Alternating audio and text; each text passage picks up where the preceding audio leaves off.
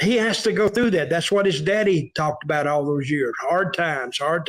And he's going through hard times. So the harder it is for him to win a match, now he's kind of making his gimmick come alive right in front of you.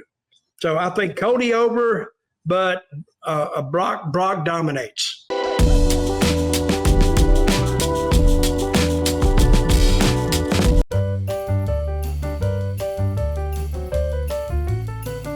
SummerSlam, one of the biggest events, probably the number 2, number 3 biggest event of the WWE calendar year, coming up August 5th, Detroit, Michigan, and everybody is talking about the main event and how it is probably arguably one of the best builds to a SummerSlam main event, as it's going to be Roman Reigns defending the undisputed WWE Universal Championship, as well as his status as the tribal chief in tribal combat against his cousin Jey Uso. Their third one-on-one meeting in WWE, but their first meeting in 3 years, coming off the heels of Jey Uso being the first person in 3.5 years to pin Roman Reigns in the middle of the ring back at Money in the Bank in the Bloodline Civil War. Now we have tribal combat.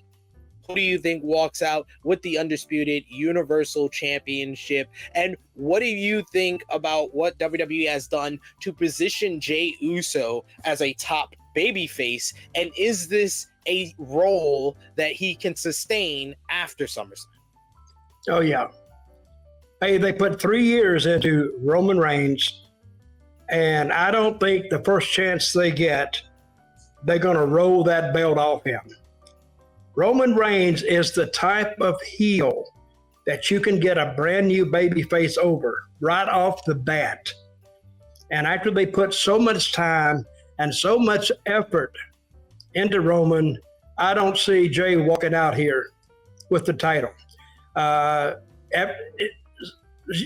Fans, I'm going to try to explain something to fans now. A hot heel can get a babyface over. A hot babyface cannot get a heel over. He might get some heat on him, but he won't get him over just by the nature of the game. So I think in this is a no DQ. I think we're going to see a multi-layered finish, and we're going to see some participants in and out and back and forth. And some of these people coming in will be sectioned off by their opponents later on. But I expect Roman Reigns 100% to come out with that belt. And if he does it, well, guess what? I'm wrong. I'll just be wrong. I'll tell him it was all your idea, though. But I do expect Roman to retain on SummerSlam. But the reason I asked you about the Jey Uso part of this is because you've been in the creative room, you've been behind some big money matchup, whether it be, territory days or working for the various promotions that you have worked at, and you've seen being in the position where Jey Uso is, where you're facing the champion, the main heel champion. How do you sustain, the type of popularity that Jey Uso has right now and the type of momentum he has right now following this big matchup with Roman Reigns at SummerSlam? I don't think it's a question of whether he retains credibility. I think if they do the wrong thing, it's not going to be Jey losing it. It's going to be the promotion losing it. I mean, they're the one telling him, well, everybody knows that. I mean, no need to hide it. But I think Jey, this will lead into something. This will lead into maybe a tag match.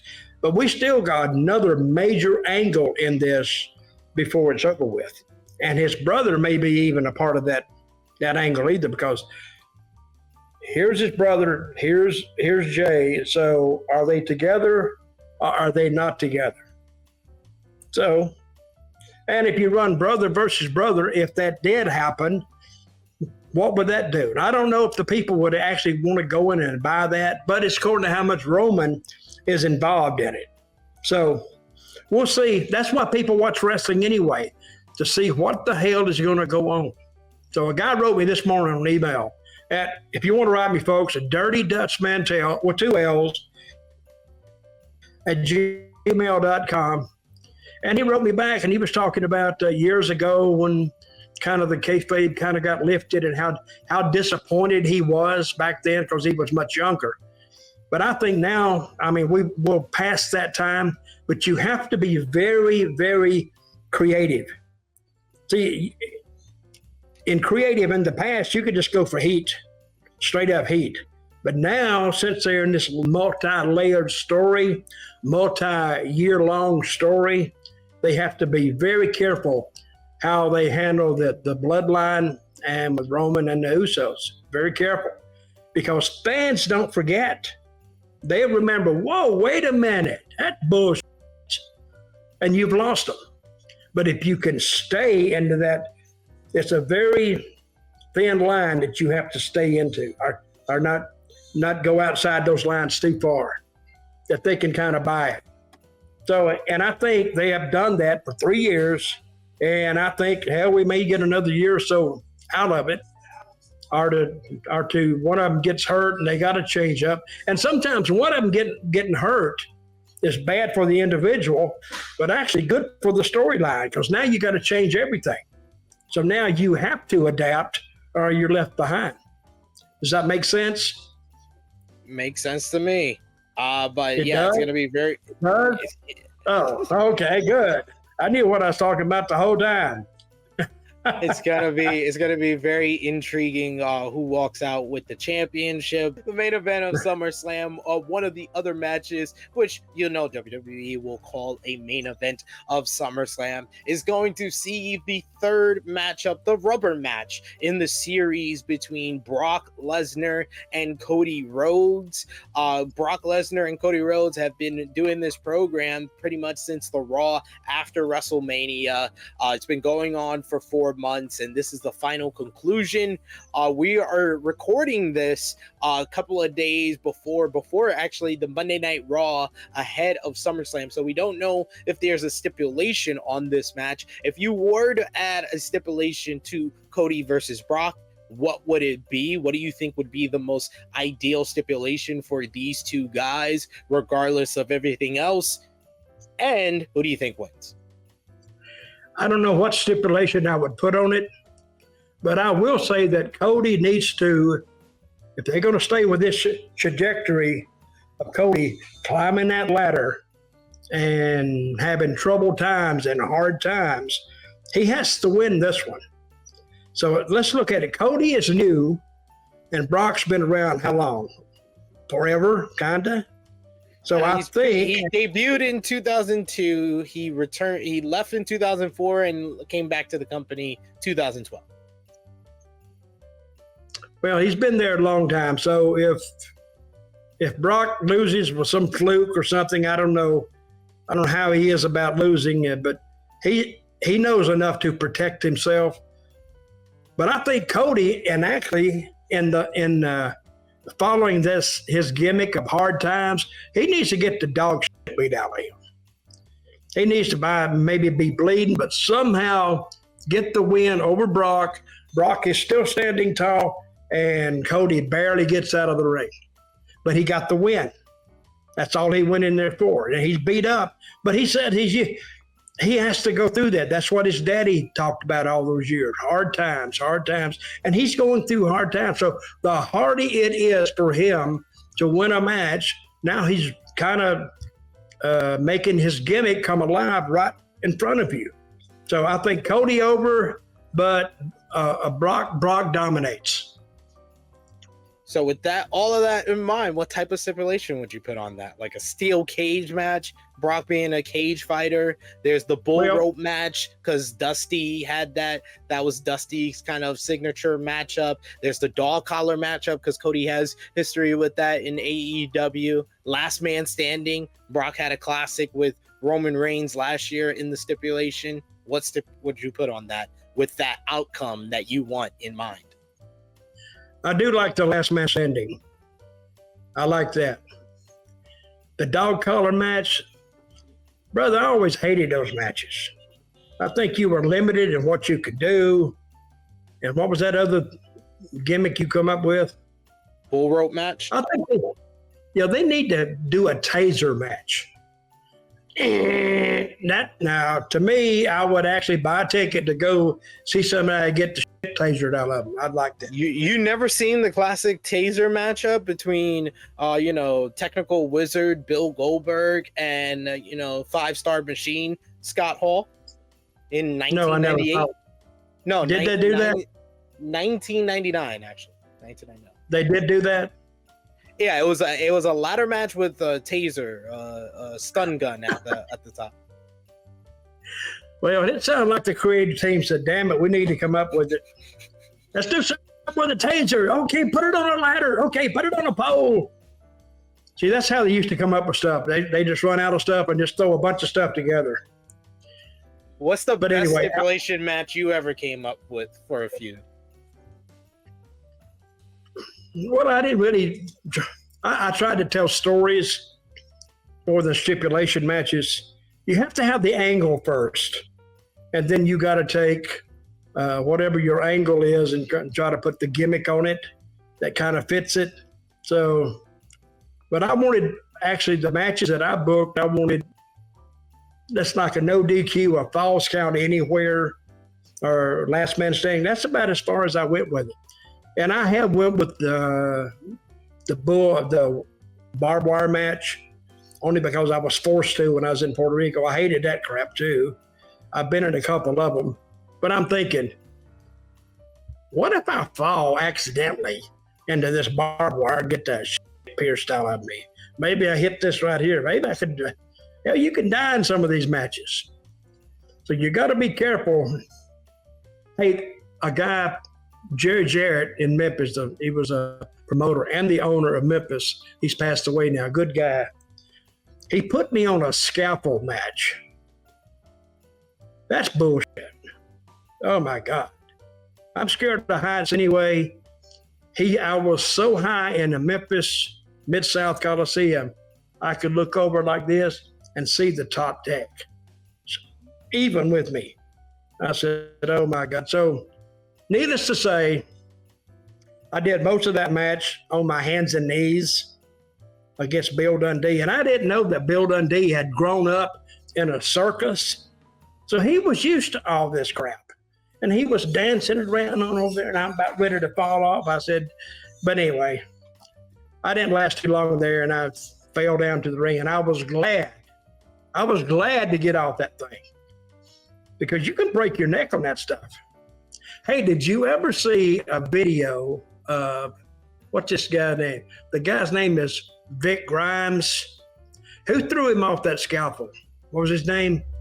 My Uncle Jerome, a.k.a. New Jack. Excuse me. New Jack. Man, I saw that. I went, bull crap. He almost missed his landing, and it would have killed him. That's what he was planning on. Did you see the spot before that where they faced before and Vic Grimes landed on New Jack's head when they fell off like a scaffolding? Because that's the reason why New Jack did what he did with that spot. I don't know. But I'm watching it and I'm thinking, what if Vic Grimes had died? What's the legal repercussions of that? Because he threw him. Yeah. I don't think New Jack really cared. And if you saw the Dark Side of the Ring episode, the Dark Side of the Ring episode about New Jack told you, he explained he didn't care. He was getting revenge. But he didn't he didn't care. He didn't give a shit.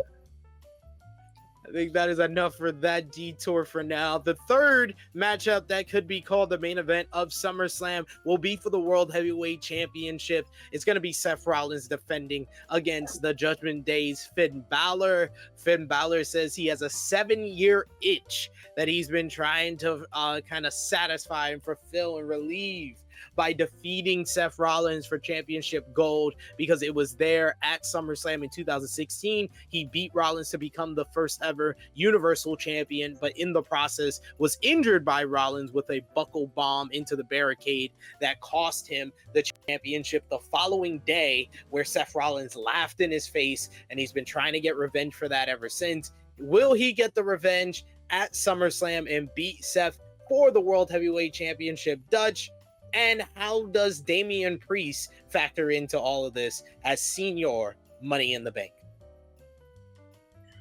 Interesting question. Will Finn Balor beat Seth Rollins? Let's ask the magical thumb.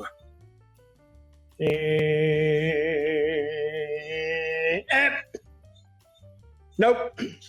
He doesn't beat him. So, but now you got the angle to follow this. So, Priest is waiting out there, and could he cash it in on his own friend? I mean, his own, could he cash it in there on Seth? See, I like matches like this. Now fans can sit back and say, if Finn wins, what a great opportunity for Damian Priest, which creates an angle between them. Already an angle between them anyway. They kind of went with it and got away from it, but they could easily slide back into it. This is what I think. Tell me if you're thinking I'm wrong, like I am on everything else. But I think Seth goes over. Damian teases going in, but doesn't. And I think this Seth and Cody may end up in an angle after this, because they're both looking for an opponent, and I think that would blend right together. So I just don't see Seth getting out of this program with the World Heavyweight Championship, but I think that this is the most unpredictable and most interesting outcome that I'm looking forward to the most at SummerSlam 2023, because there's so many different ways they can go about it. Like you said, you think Seth's going to win, and then maybe Damian Priest cashes in. There's also the option of Damian Priest cashes in and Finn Balor causes him the cash in. There's also the option of Damian Priest cashes in and Finn Balor stops him from cashing in completely, and he still has the briefcase. There's the option of Finn Balor winning and Damian Priest cashing in on him. There's so many different ways and outcomes they can go about this with Damian Priest involved in this story, and that's why I'm looking forward to it the most. But I think your outcome is the most likely of Seth beating Balor and then Priest cashing in. But I want the outcome of Priest acting like he's going to cash in to make it a triple threat and distracting Seth, which allows Balor to finally beat him and become the World Heavyweight Champion. So then you have the whole story of he's got basically a loaded shotgun at his back, because he's got the Mr. Money in the Bank riding right next to him.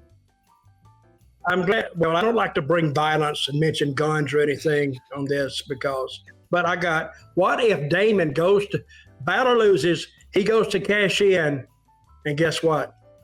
Balor brings that shotgun with him, and he shoots the foot of Damian Priest. That's a good angle. That's a good one. I was using it as a metaphor. It's never before done. It has not been announced yet for the show, but we may be seeing another Judgment Day member on the card officially, because we don't know if Damian Priest is going to cash in or not. But officially, it seems like they are building towards Rhea Ripley defending the WWE Women's World Championship against Raquel Rodriguez. She injured her, cost her the WWE Women's Tag Team Championships the following week, injured her tag team partner Liv Morgan, who has a serious legit injury to a separated shoulder, to her opposite shoulder, as she was just out with previously this summer. But Dutch, who do you think wins? Do you think that this program will continue in any way? Because Rhea Ripley, although we were both in agreement that she's probably been the Women's Wrestler of the Year for WWE so far in 2023, she has lacked feuds since winning the title at WrestleMania. So you think when you have someone like Raquel Rodriguez that matches her in size and strength, that's something that you want to drag out just a little bit, right? And I wouldn't drag that out too much because I think Rhea has places to go and she needs to get there fairly quick. So I don't think this Rodriguez girl, and I like her, I don't think she needs to stand in the way. See, Rhea Ripley is the modern day China. That's what she is. I think we'll eventually see her wrestling a guy. And I think that will be good. And I like the Rodriguez girl. Rhea Ripley over by pinfall with no shenanigans. Okay? Seems legit. That's my prediction. Also in the women's division, it seems like the women's division is going to get a lot of representation on the card for SummerSlam 2023. You got the WWE Women's Championship already announced. It's a triple threat match. Asuka defending against Charlotte Flair and Bianca Belair. Two women she's defended the title against before, but both women have gotten involved in each other's matches. Does Asuka walk out with the gold, or do you see a new champion? And how does our Miss Money in the Bank Io Sky factor into this matchup here? That's a toss-up. I really don't have a strong feeling this way or that way. I think we're going to leave it with Bianca and Charlotte in a big tiff, which might mean they keep the belt where it is and go from there, and they work around that. So I think she retains, but I think you're going to have a big fight, a big disagreement between Charlotte and Bianca. I could see them continuing the Charlotte and Bianca program because it seems like one of them is going to be turning heel soon. I don't know which one, but I think we all know which one would be better in the run. Also in the women's division, you got Ronda Rousey. She's going to be going one-on-one against her former best friend, Shayna Baszler, the former WWE Women's Tag Team Champions. They lost the titles at Money in the Bank after Shayna Baszler turned on her best friend after years of resentment, apparently, for Ronda coming through the back door of WWE while Shayna had to pay her dues. I think it's pretty clear who's going to win this one, but how do you think this all transpire, and what do you think the overall feedback will be to this matchup? Because I think that's going to probably be the most interesting thing, is how fans react to this. Are we going to get 2018 Ronda or more like 2022 Ronda? What do you think? I think they're going to have a banger. That's a new word now. They're going to have a banger because they both have something to prove. Now, this kind of explains Ronda being a little bit outspoken in the last month or so, talking about she didn't like this and she didn't like that. But I think Baszler is going to take it, and I don't know how they're going to finish this up. But that's why we got creative. I mean, they spend all week thinking about this, and I'm spending like 35 seconds on it. So it's up to them how they want to wrap it up. And they may even go out with an injury. And they may do that, which really leaves Ronda, she can come back. So let's ask the thumb again. Magical thumb. Yeah. It's a toss-up. Seems in the middle. But Baszler wins. Okay. I think that you're right. I think that Shayna Baszler wins this matchup. It's no secret the reports of Ronda Rousey seems to be finishing up this run in WWE. My question to wrap up this matchup, do you think this will be Ronda Rousey's last WWE match? Do you think this is it for Ronda, or does she come back? She'll come back. It's like she's addicted to it now. Big money. You know, I don't think she may go back to MMA, one more match maybe. I hope it doesn't end up like the last two she had. But see, I'm not a big MMA fan, but her style was predictable.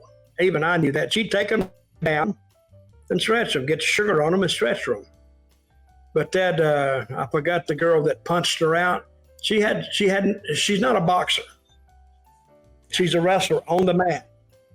Boy, when that girl lit her up, boom, boom, boom, and that Nunes girl, oh, she hit her. I counted 16 times before Ronda got off. Well, she never got it off. She went down. She stayed down. I actually felt sorry for her, but they figured out her attack and took it to her and won. But I think she'll come back. She'll be back in WWE. You think she will? I wouldn't be surprised either way. I mean, honestly, she seems like the type of person that she can be like, I fulfilled everything I wanted to do. I won both the women's championships at the time that was available to me. I won tag team gold with my best friend. I main evented WrestleMania, made history in that. So she could say that she's done with that and she wants to just stay at home, do her Twitch, hang out with her kid, hang out with her husband, and she's made history in two different businesses at that point. Well, I agree. It is a toss-up, but I think she'll come back in another year or two. She'll get itchy, and that'll be it. That's what I'm saying. And either one could be true. Yeah,